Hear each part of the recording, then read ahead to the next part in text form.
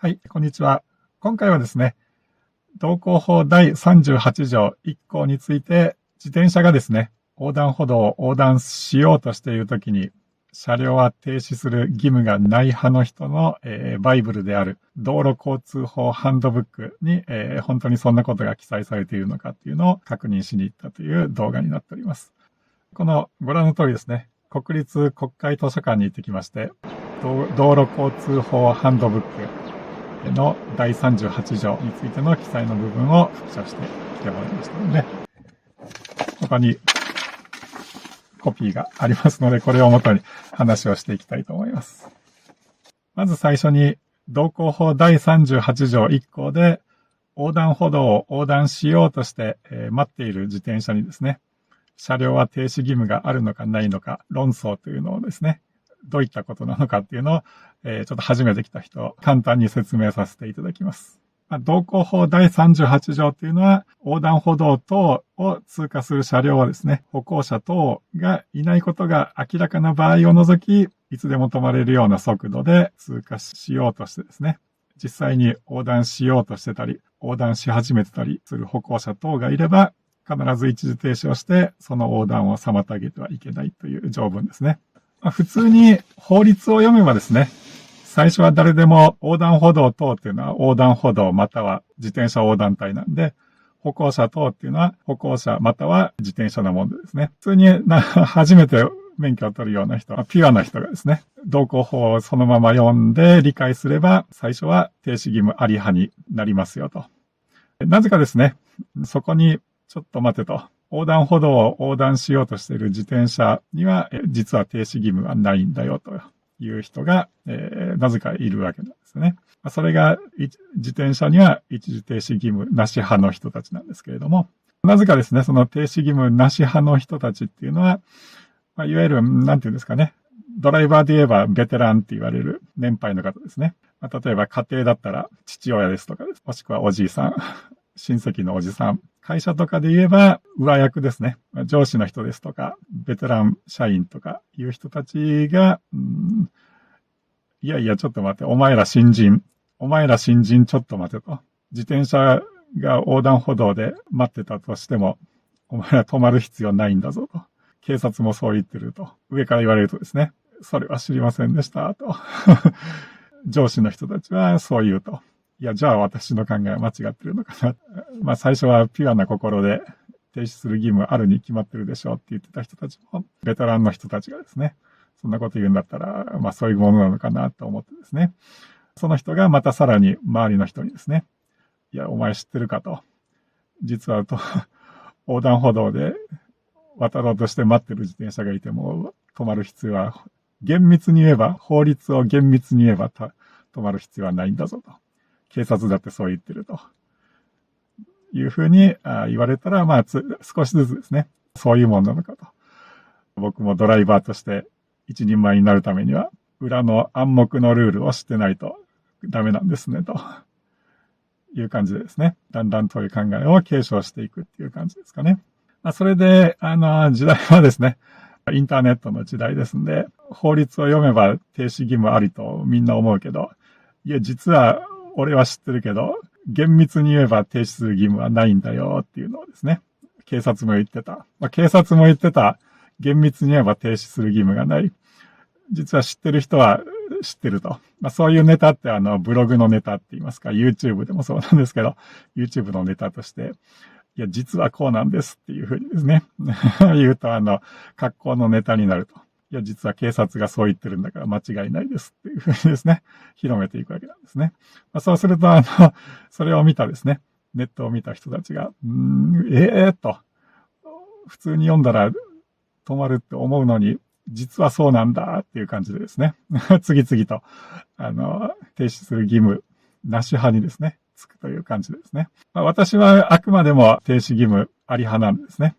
それは確固たる信念を持って言ってるわけなんですね。それはなぜかと言いますとですね、私としては人道的に考えて、どう考えても停止義務ありでしょうと。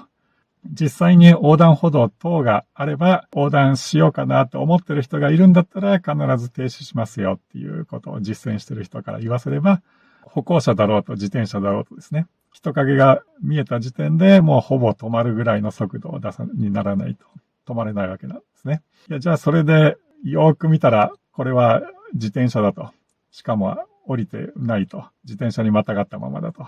よし、これなら俺の方が優先だぜっていうのですね。徐行したまんま通り過ぎるんですかと。左手に、右手でもいいですけど、明らかに横断したいとっていう意思がですね、その両脇にあるというのに、それを無視して通行するんですかと。横断しようという意思がそこにあるのに、徐行したまんま進むんですかと。そんなことは人としてですね、できませんよと。それだったら、いくら警察がそう言ってたとしても、私は停止しますよっていうのが、停止義務あり派の最後にですね、少数残った停止義務あり派の主張なわけなんですよね。停止義務なし派の人からすればですね、なんだお前はと、警察が止まらなくていいって言ってんだぞと。何をもってそんなことを言うんだという感じで、いつまで経ってもですね、停止義務あり派と停止義務なし派の、どっちでもいいよっていう人は、右行ったり左行ったり、いろんな意見によって左右されると思うんですけど、信念を持ってですね、停止義務あり派になっている人と、停止義務なし派になっている人がですね、絶対に、互いに譲れない部分があるっていう感じでですね、いつまでも決着はつきませんよっていう感じだったんですけど、そうすると、その停止義務なし派の人が警察がそう言ってたという根拠って言いますかですね、最初の言い出しっぺの人のバイブルと言いますか、なぜ停止義務なし派っていうのが存在するかっていうですね、根本のバイブル的なものはこれだっていうのを教えてもらいましてですね。そのバイブル的なものは道路交通法ハンドブックなんだと。これは警察庁交通企画課の担当官が責任編集してですね、新しい法律ができたら、過剰式って言いまして、新しい法律ができたら追加すると。古くなった法律条文は除いていくと。増やしたり減らしたりして、常に最新の状態にする。過剰式っていうですね、書籍があるんだと。定価38,500円。普通の一般人が見るような書籍ではないということで、お前はそれを見てんのかという感じでですね、そこにははっきり書いてあるぞっていうことを言うわけなんですね。いや、はっきり書いてあるんだったら、なんで誰も警察官の人が実名でですね、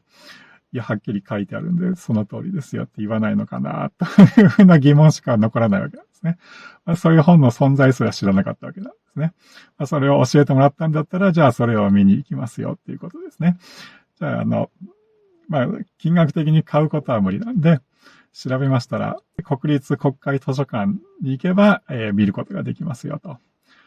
と。そこで見る分には無料ですよと。複写サービスありますよと。A41 枚で20何円の費用で、複写できます。必要なですね、第38条についての、部分をですね、コピーしてきましたと。そういうことなんで、じゃあ実際に見ていきましょうっていう感じで、これですね、実際に見たんですけど、この本っていうのは、この本はどういう構成になっているかっていうと、それぞれの項目とその根拠条文、用語の解説、参照法令、罰則、実例等を同時に見ることができる実用書ですっていうことでですね。例えば第38条だったら、第38条の横断歩道等における歩行者等の優先とは、法律とはどういう条文になっていて、それの解説ですね。さらに、それにまつわる判例ですとか、さらには、よく疑問に思われる Q&A が実例として載ってますよっていう、そういう構成になってましてですね。38条の部分を丸々コピーしてもらってきたんですけど、過剰式っていうぐらいなんで、第38条というのは昭和53年に最後の改正が行われてから条文自体は変わってませんよと。判例が載ってますんで、判例とかを見ると、大体昭和50年の後半から昭和60年、昭和の終わりですね。昭和の終わりの時代に、これは編集されたものがそのまま載ってますよっていう感じですかね。38条の解説としては、あくまでも横断歩道等ですね。歩行者等っていう書き方しかされてないですね。38条というのは車両のための条文なんで、あくまでも、主眼は車両ですよと。歩行者と自転車は第三者とまで書いてありますんで、これを、読んでも、法の解説的には、横断歩道と自転車とまとめて述べてる解説しか書いてないですね。第38条というのは車両のための車両がどうするべきかっていうのが書いてある条文なんですね。歩行者か自転車かっていうのは区別せずにまとめて考えなさいよっていうことだと思うんですよね。で、その問題のですね、箇所っていうのは実例っていうところに載ってるんですよね。実例として、Q&A ですね。Q&A として、いくつか問いがあって答えがありますと。その実例の部分に、その停止義務なし派の人たちの肝となる部分がですね、確かに載ってますよと。で、これをそのまま読みますとですね、実例問い第38条1項の横断歩道等における歩行者等の優先規定となっているが、横断歩道を横断している自転車もこの規定により保護されるのか。これに対する答えとしてですね、自転車に乗り横断歩道を横断している者は、この規定による保護は受けません。法の規定が横断歩道等を横断する歩行者等となっており、横断歩道等の中には自転車横断帯が、歩行者等の中には自転車がそれぞれ含まれていることから、設問のような疑問を持たれたことと思われますが、第38条1項の保護対象は、横断歩道を横断する歩行者と自転車横断帯を横断する自転車であって、横断歩道を横断する自転車や自転車横断帯を横断する歩行者まで保護する趣旨ではありません。ただし、二輪や三輪の自転車を押して歩いているときは別です。まさにですね、これは停止義務なし派の人たちが散々主張している文章、そのまんま載ってますね。いや、これは、その通りですと。じゃあ、これを見て、停止義務なし、ほとんどの人はその書いてある通りだっていうことでですね、信じるかもしれないと思うんですけど、ただしこれですね、実は続きがあるんですよね。続きがありまして、そこの部分を述べてる人は誰もいなかったっていう続きの部分がありましてですね。続いて、つまり、この回答してる人がですね、最後に締めてる部分があるんですね。どういうことかっていうことを述べてる部分、一行がありましてですね。どういうことを言ってるかって言いますと、つまり、あくまでも法の規定、法12条、法63条の6、閉じるに従って横断しているものだけを対象とした保護規定です。ここがですね、最後のつまりあくまでもっていうことですね。なぜ歩行者と横断歩道等とですね、まとめて考えずに、なぜ横断歩道を横断する歩行者と自転車横断帯を横断する自転車と分けて考えるのかと。なぜかっていうと、あくまでも法の規定に従って横断しているものだけを対象とした保護規定ですよっていう、これをですね、言いたかったっていうことですよね。これを読んでですね、停止義務なし派の私からすれば、なるほどそういうことかと。これで疑問が、今までの疑問が晴れましたと。なぜそんな非人道的なことを警察が言うんだと思ってたんですけど、いや、これは確かにこ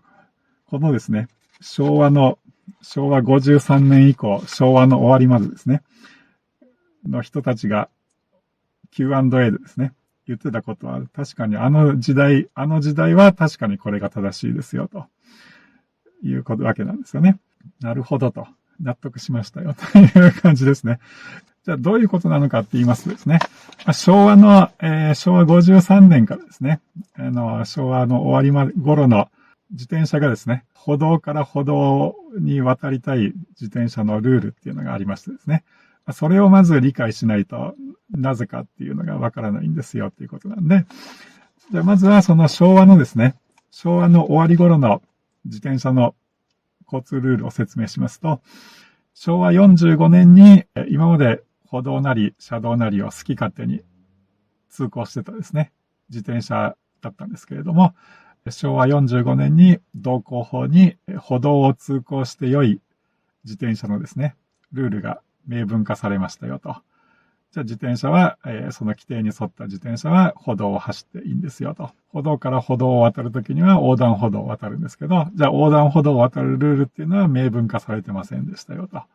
それが昭和53年にですね、道交法に自転車横断帯っていうのが規定されましてですね、自転車横断帯のルールっていうのができましたと。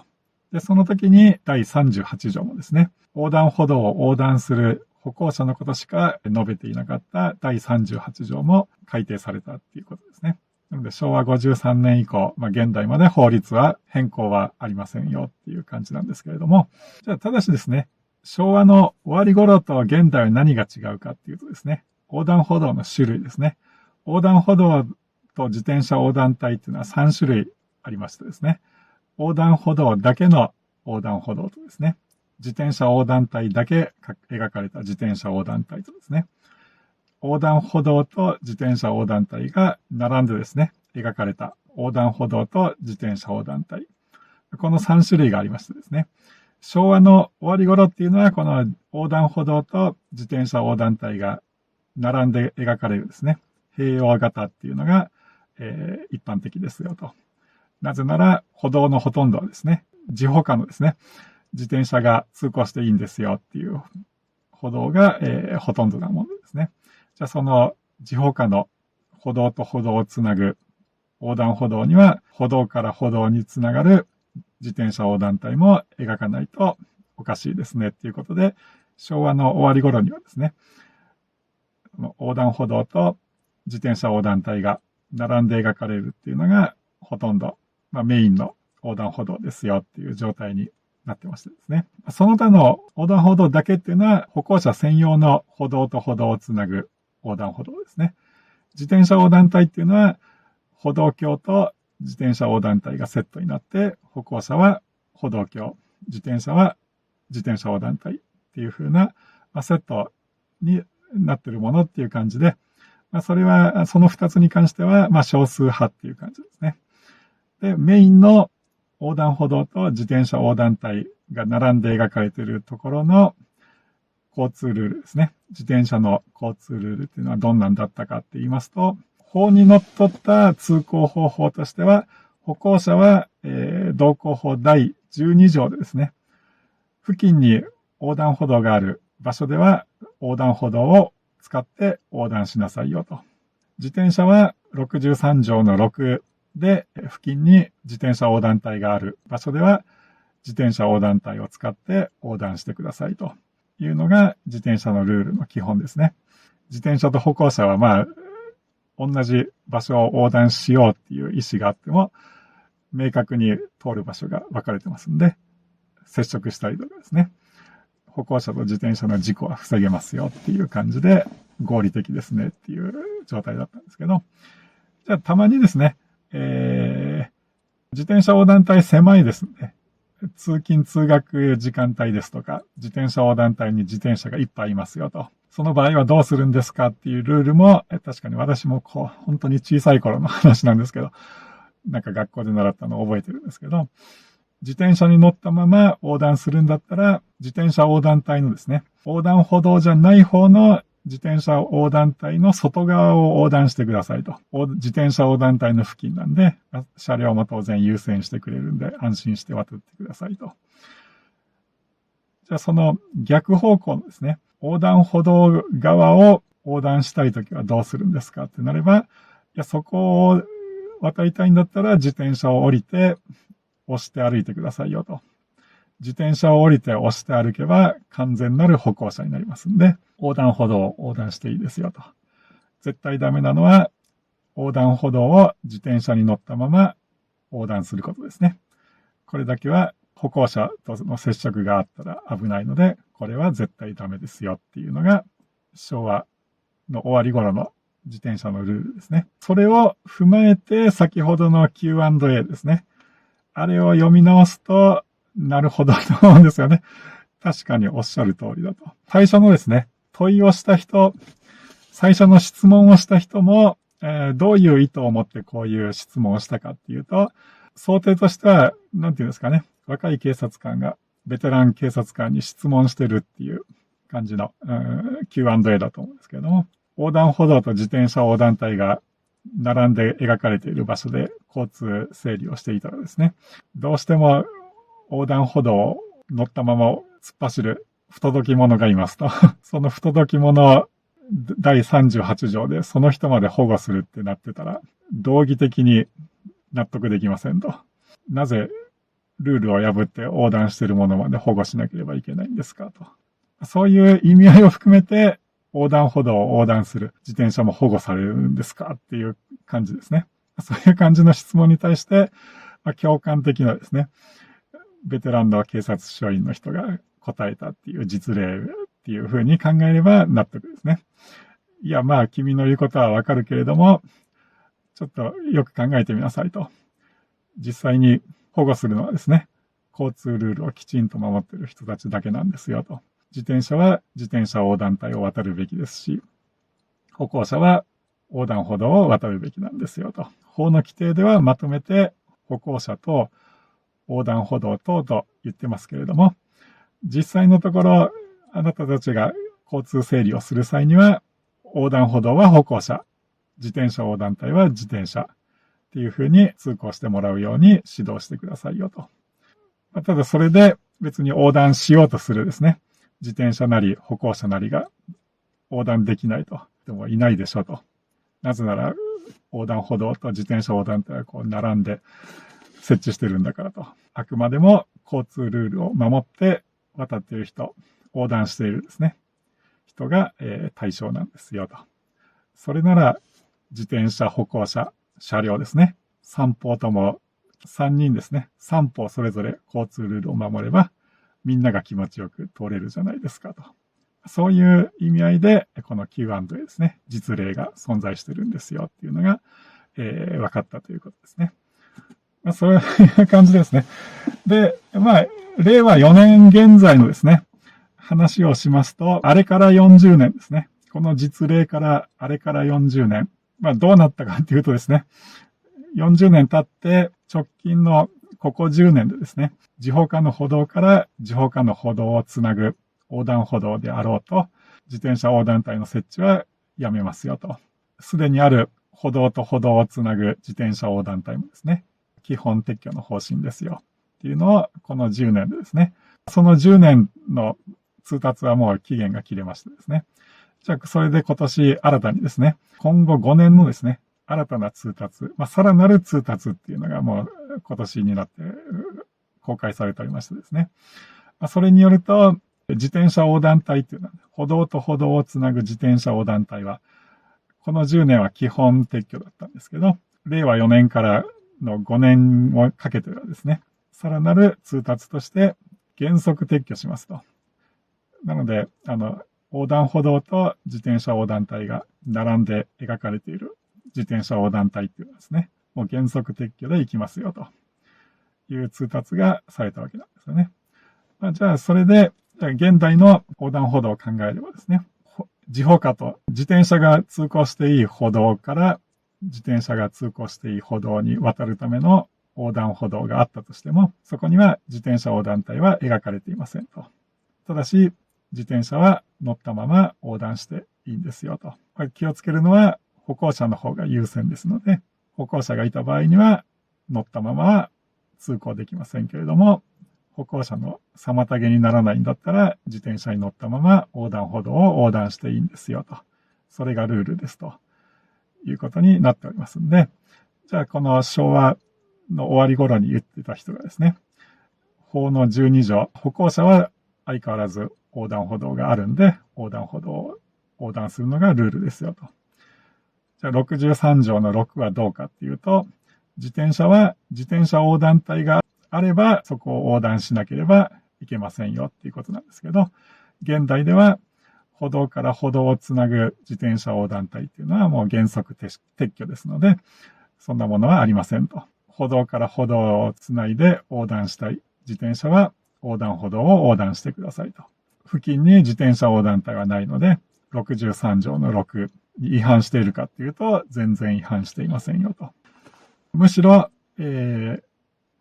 横断歩道を横断する自転車はですね、付近に自転車横断帯がないので、63条の6に従って横断しているかって言われると、63条の6に従って横断歩道を横断しているんですよと。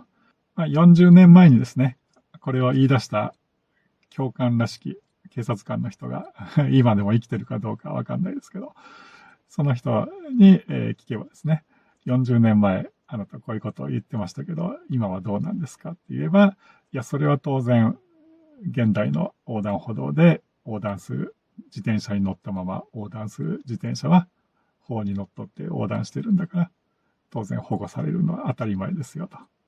いうふうに答えるはずですよっていうのが、停止義務あり派のですね、私の意見ですよっていうことですね。ということで、道交法ハンドブック、国立国会図書館に行って見てみたら、今までですね、疑問だった、停止義務あり派にとって疑問だったですね、ことが解消されましたと。なぜ警察がそんなことを言うんだと。非人道的なですね、指導が当たり前だというふうに言うのかなっていうのが不思議だったっていう点とですね、なぜですね、もし停止義務なし正解なんだとすれば、なぜ警察なり弁護士なり裁判官の人がですね、なぜ実名でですね、いや実はそうなんだよということをですね、公表しないのかと。そこの疑問がですね、今回の道交法ハンドブックを見ることによって、すっきりしまして、私の結論としては、道交法38条で横断歩道を横断する自転車が待ってたらですね、当然車両は一時停止する義務があるんですよと。その考えは、変わりませんということですね。さらなる確信を持ったという結論ですよということで、今回の動画終わらさせていただきます。お前の言うことなんか信じるかっていう人がいればですね、実際にこの道交法ハンドブック、東京にいる人だったら国立国会図書館に行けば即日見ることができますんで、ちょっと行ってみてくださいと。無料ですよという感じなんですけど、全国の人もですね、国立国会図書館オンラインっていうサイトがありますんで、そこで無料登録すればですね、遠隔複写っていうサービスが利用できますんで、コピー代だけで欲しい部分をコピーして郵送してくれますよっていうサービスがありますんで、じゃあその何千ページってあるやつの3巻セットなんですね。